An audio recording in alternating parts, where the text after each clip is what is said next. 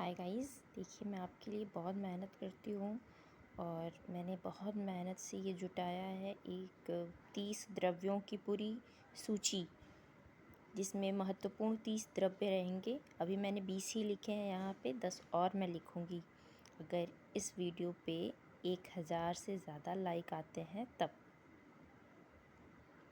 और मुझे पूरी उम्मीद है कि आप लोग मेरे इस मेहनत को सराहना करेंगे और 1000 लाइक ज़रूर करेंगे। तो पहली ट्रिक है, मतलब ट्रिक इस बार मेरी कोई ट्रिक नहीं है, मैंने कोई ट्रिक नहीं लाया है, ये मैंने मेहनत किया है, आप भी इसे मेहनत से याद करिए। अश्वगंधा आपको पता है, अश्वगंधा को आप ऐसे भी याद कर सकते हैं हॉर्स पावर, जैसे कि घोड़े के पास पावर होती है वैसे ही इसमें घोड़े जैसी गंध आती है, इसलिए इस द्रव्य का नाम अश्वगंधा पड़ा है। और इसका काम जो है, मुख्य कर्म यह है कि यह बल्य और रसायन का काम करता है, मतलब कि ये बल देता है, उम्र बढ़ाने का काम करता है। यह पुरुषों के लिए ख़ास तौर से अश्वगंधा का प्रयोग किया जाता है। इसमें आपको मुख्य रूप से क्या याद करना है कि इसका रस क्या है, वीर्य क्या है और विपाक क्या है। प्रभाव भी एक यहाँ पे आप श्रेणी बना सकते हैं, जैसे मैंने यहाँ नहीं बनाया, बट आप भी एक प्रभाव की भी श्रेणी बना सकते हैं। तो अश्वगंधा का रस होता है तिक्त और कसाय। तिक्त कसाय रस है, लेकिन वीर्य है उष्ण। तिक्त कसाय और उष्ण वीर्य, ये अधिकतर आप देखते हैं कि ये ऐसे ही कॉम्बिनेशन मिलते हैं। जिनका रस तिक्त कसाय होता है उनके वीर्य उष्ण होते हैं। और विपाक है मधुर।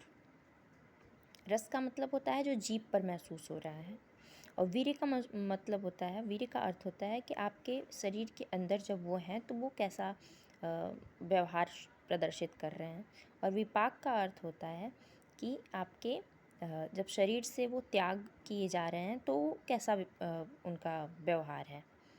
तो अश्वगंधा जो है, उनके रस हैं तिक्त और कसाय।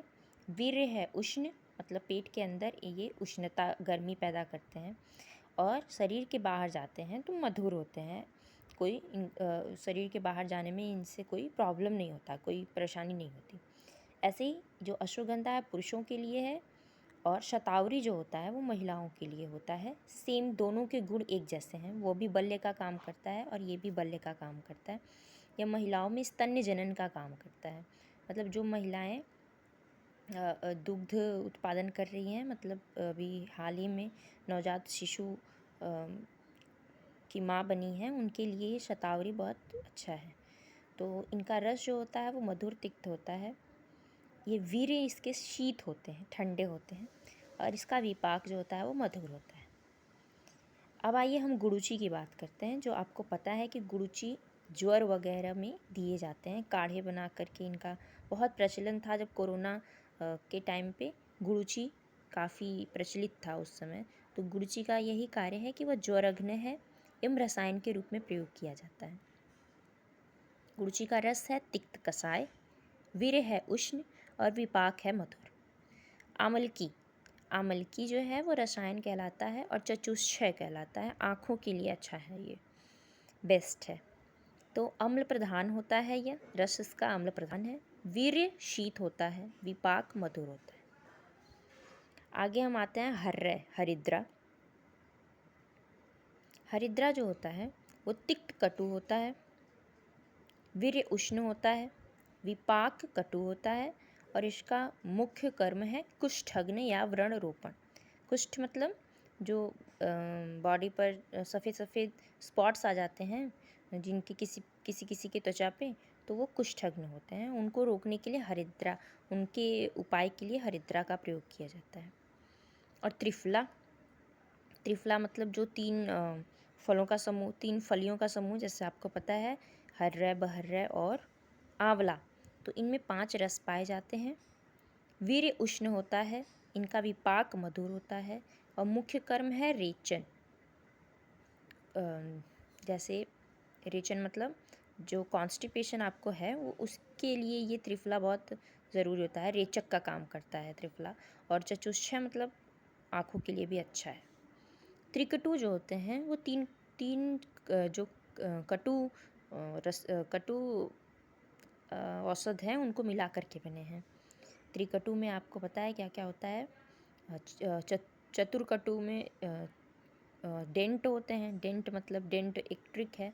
डेंट से दालचीनी, एला, नागकेसर और तेजपत्र।